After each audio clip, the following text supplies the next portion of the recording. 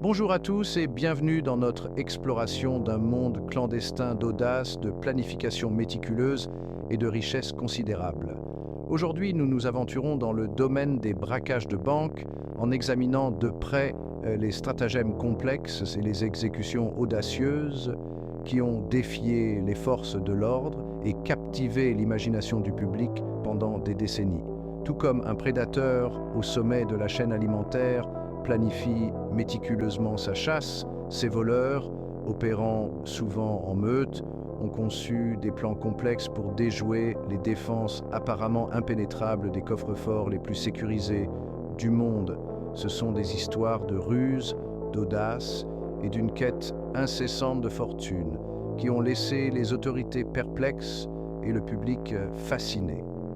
Des rues animées de Londres au gratte-ciel imposant de New York, nous voyagerons à travers le temps et les continents en retraçant les traces de ces braquages audacieux.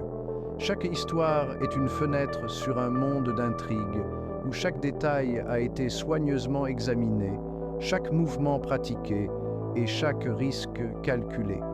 Préparez-vous à être transporté dans le monde clandestin des cerveaux criminels, où la frontière entre le génie et la criminalité devient floue et où l'enjeu n'est rien de moins qu'un butin inimaginable. Ce sont les histoires des braquages de banques les plus audacieux de l'histoire.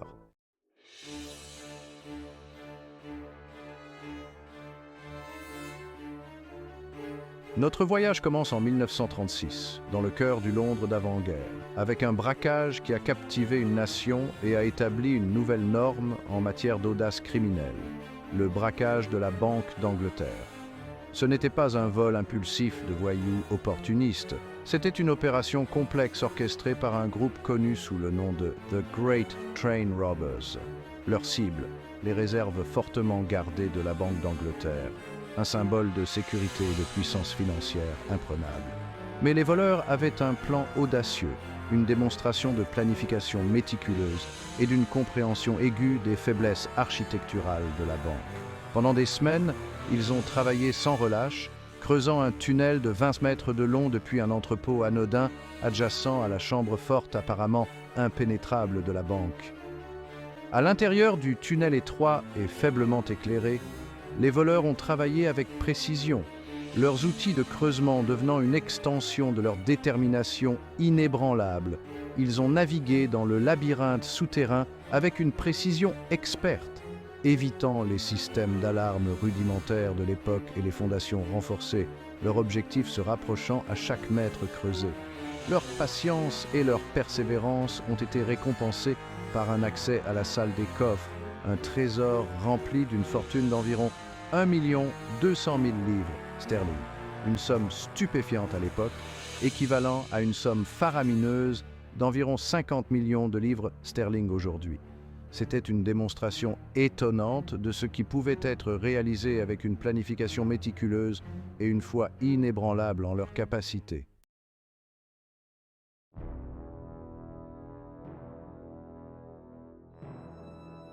Avec le butin sécurisé, les voleurs ont disparu dans les rues labyrinthiques de Londres, ne laissant derrière eux aucune trace de leur présence, si ce n'est la chambre forte vide qui témoignait de leur audace. La nouvelle du braquage s'est répandue comme une traînée de poudre, suscitant un mélange d'incrédulité et d'admiration parmi le public. La police, confrontée à l'une des violations de sécurité les plus audacieuses jamais vues, s'est lancée dans une chasse à l'homme à l'échelle nationale, déterminée à traduire les auteurs en justice. Les journaux ont publié des récits sensationnels du braquage, alimentant la fascination du public pour ces criminels insaisissables. Malgré leurs efforts, la police n'a pas réussi à retrouver les auteurs qui semblaient s'être volatilisés. Le braquage de la Banque d'Angleterre est devenu un témoignage de la capacité de la planification méticuleuse et de l'exécution experte à déjouer même les défenses les plus redoutables. Il est devenu une légende, une mise en garde pour les institutions financières du monde entier, leur rappelant que personne, aussi impénétrable soit-il, n'est à l'abri de l'attrait d'un esprit rusé et de l'attrait d'une fortune inimaginable.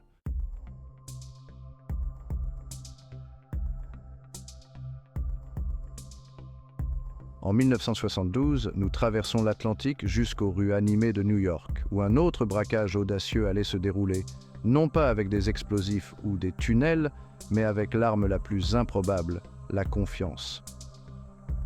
La cible, la Banque de la Réserve fédérale de New York, une forteresse financière réputée abritant les réserves d'or de plusieurs nations. Ce qui distingue ce braquage, c'est l'audace et la finesse avec lesquelles il a été exécuté. Les auteurs, un groupe d'individus rusés, n'étaient ni des maîtres perceurs de coffres-forts, ni des experts en démolition. C'étaient des maîtres de la tromperie, capables de se fondre dans la masse et d'exploiter les faiblesses humaines. Se faisant passer pour des inspecteurs gouvernementaux en mission officielle, ils ont approché la banque avec un air d'autorité et de confiance. Leurs faux papiers, leurs costumes impeccables et leur connaissance des protocoles de sécurité de la banque se sont avérés être une combinaison irrésistible, désarmant même les employés les plus expérimentés. Avec une confiance inébranlable, ils ont navigué dans les couloirs sacrés de la banque, leur comportement professionnel et leurs instructions précises ne soulevant aucun soupçon parmi le personnel sans méfiance. C'est un témoignage de leur planification méticuleuse et de leur compréhension de la psychologie humaine qu'ils ont pu s'intégrer parfaitement au tissu même de l'opération de la banque.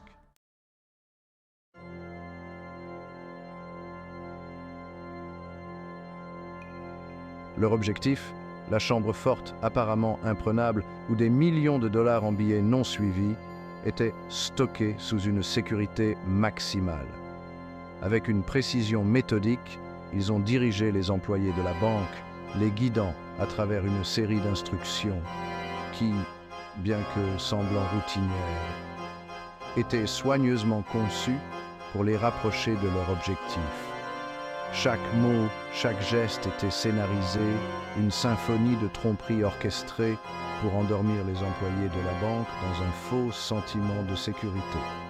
Et au fur et à mesure que les portes de la chambre forte s'ouvraient, révélant l'énorme fortune qui s'y trouvait, ils ont frappé, s'emparant d'environ 9 millions de dollars en espèces, une somme stupéfiante à l'époque et encore plus impressionnante étant donné la nature non violente de leur crime.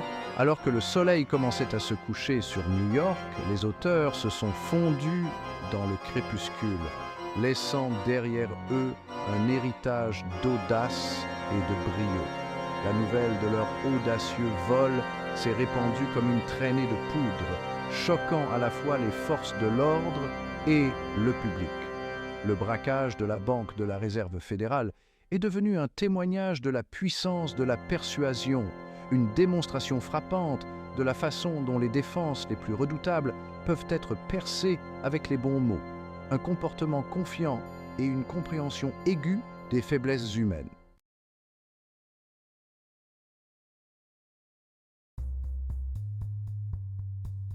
Paris, 1976.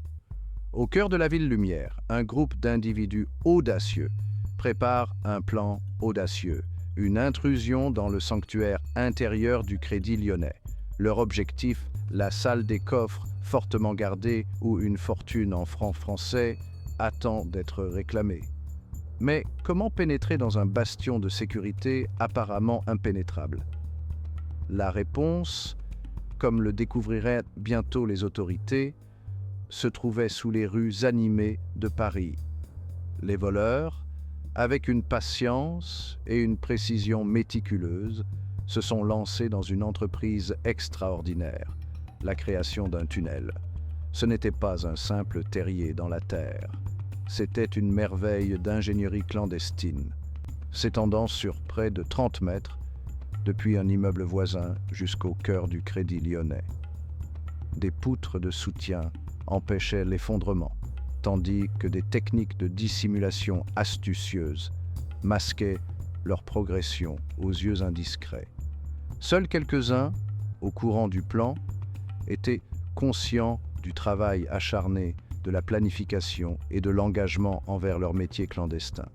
Le bruit, la poussière et la menace constante d'être découverts sont devenus leurs compagnons constants alors qu'ils se rapprochèrent de leur butin.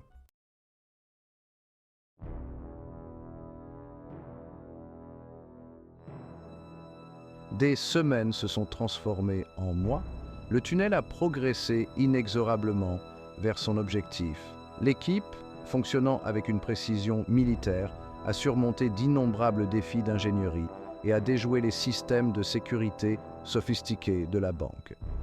Leur audace était à la hauteur de leur ingéniosité. Enfin, leur travail titanesque a porté ses fruits. Le tunnel a percé les murs de la salle des coffres, exposant un trésor de richesse au-delà de leurs rêves les plus fous. 60 millions de francs, une somme stupéfiante à l'époque, était désormais à leur portée. Le casse du Crédit Lyonnais n'a pas seulement été un acte d'audace, c'était un témoignage du pouvoir de la planification méticuleuse, de la persévérance inébranlable et d'une compréhension approfondie des systèmes de sécurité. Les voleurs, comme des fantômes dans la nuit, ont disparu avec leur butin, ne laissant derrière eux qu'un héritage d'audace. Ce casse audacieux est resté gravé dans les annales de l'histoire criminelle, une histoire édifiante qui rappelle que même les forteresses apparemment les plus impénétrables peuvent être violées, étant donné suffisamment de temps, de compétences et d'une bonne dose de courage.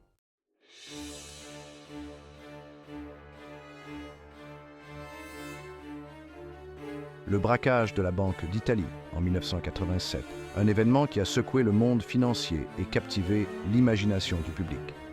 Ce n'était pas un braquage ordinaire, mais une démonstration audacieuse de planification méticuleuse et d'exécution précise. Notre histoire commence dans les rues animées de Milan, où un groupe de criminels audacieux a jeté son dévolu sur la Banque d'Italie, une institution réputée pour ses mesures de sécurité impénétrables. Mais ces voleurs n'étaient pas découragés, ils possédaient une arme secrète, les explosifs. Leur plan était simple dans son concept, mais complexe dans son exécution. Ils visaient à accéder à la salle des coffres, le cœur bien gardé de la banque, en utilisant des explosifs pour ouvrir les lourdes portes en acier. Chaque étape de leur opération a été soigneusement planifiée, de la synchronisation de leur attaque à la neutralisation des systèmes de sécurité. Ils ont étudié les plans de la banque, analysant chaque angle de caméra, chaque capteur de mouvement et chaque faisceau laser. Ils ont appris les routines des gardes, notant chaque changement de quart et chaque patrouille. Leur connaissance de la banque était encyclopédique. Leur plan, un chef-d'œuvre de stratégie criminelle.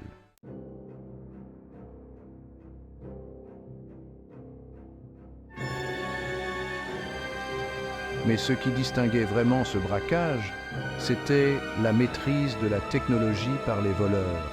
Ils ont utilisé des brouilleurs pour désactiver les systèmes d'alarme, créant une fenêtre d'opportunité étroite mais vitale. Leurs explosifs ont été placés et déclenchés avec une précision experte, minimisant les dommages tout en maximisant leur impact. À l'intérieur de la salle des coffres, ils ont trouvé une fortune en espèces, en obligations et en autres objets de valeur. Les voleurs disciplinés et efficaces ont collecté autant qu'ils le pouvaient, leurs mouvements ressemblant à une troupe bien rodée. Le braquage a été un succès retentissant, les voleurs s'échappant avec un butin estimé à 70 millions de dollars. Les autorités ont été laissées perplexes, stupéfaites par l'audace et la compétence des criminels. Le braquage de la Banque d'Italie est devenu un cas d'école, une leçon sur les dangers de l'ingéniosité criminelle. Ce braquage a mis en évidence les vulnérabilités, même dans les institutions les plus sûres.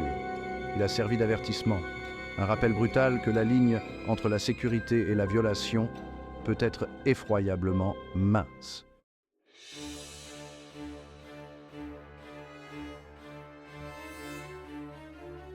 En 2005, le monde a été témoin d'un braquage audacieux qui a établi une nouvelle norme en matière d'audace criminelle. Le lieu était Fortaleza, au Brésil, et la cible était le Banco Central, la banque centrale du pays. Ce braquage n'était pas un simple vol à main armée ou une escroquerie sophistiquée. Il s'agissait d'un exploit extraordinaire d'ingénierie et de planification. Au cœur de cette opération audacieuse se trouvait un tunnel, une merveille d'ingénierie clandestine. Mesurant 78 mètres de long, ce tunnel serpentait sous les rues de Fortaleza, partant d'une maison apparemment banale jusqu'à la salle des coffres du Banco Central. La construction de ce tunnel était une tâche monumentale. Il nécessitait une expertise en ingénierie structurelle, en excavation et en dissimulation. Les murs étaient renforcés pour éviter l'effondrement et des systèmes de ventilation improvisés étaient installés pour fournir de l'air aux ouvriers.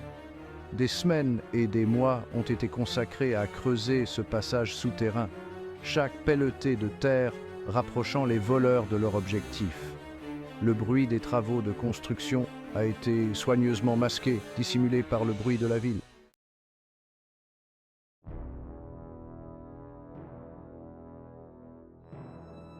Enfin, après des mois de travail acharné, le tunnel a atteint sa destination. La salle des coffres du Banco Central. La vue qui a accueilli les voleurs était stupéfiante. Des rangées sur des rangées de coffres forts remplis de la richesse du Brésil. Les voleurs, équipés d'outils de coupe de métal et d'autres équipements lourds, ont méthodiquement ouvert les coffres forts, retirant leur précieux contenu, des millions de réais brésiliens, la monnaie locale. Le braquage a été un succès retentissant, les criminels s'échappant avec un butin estimé à 70 millions de dollars. Le braquage du Banco Central a envoyé des ondes de choc à travers le Brésil et le monde entier. C'était un témoignage de l'audace et de la planification méticuleuse d'un groupe de cerveaux criminels. Les autorités ont été laissées perplexes, déterminées à traduire les auteurs en justice, mais impressionnées par l'audace et la sophistication de l'opération. Le braquage du Banco Central est devenu une partie de la légende criminelle brésilienne. Une histoire qui est racontée et racontée, un rappel que même les institutions les plus sûres peuvent être vulnérables à un mélange d'ingéniosité, d'audace et d'une bonne dose de chance.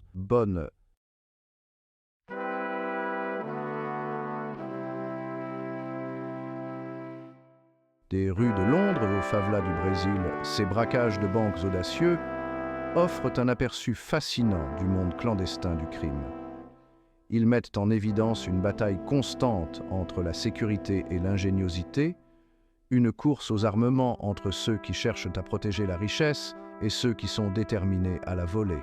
Ces histoires ne sont pas de simples récits de vol, ce sont des études sur la nature humaine, révélant les profondeurs de la cupidité, l'attrait de la fortune et la volonté de prendre des risques extraordinaires pour les deux. Ils nous rappellent que la sécurité n'est jamais absolue, qu'il y a toujours ceux qui sont prêts à repousser les limites de ce qui est possible, même face à des obstacles apparemment insurmontables.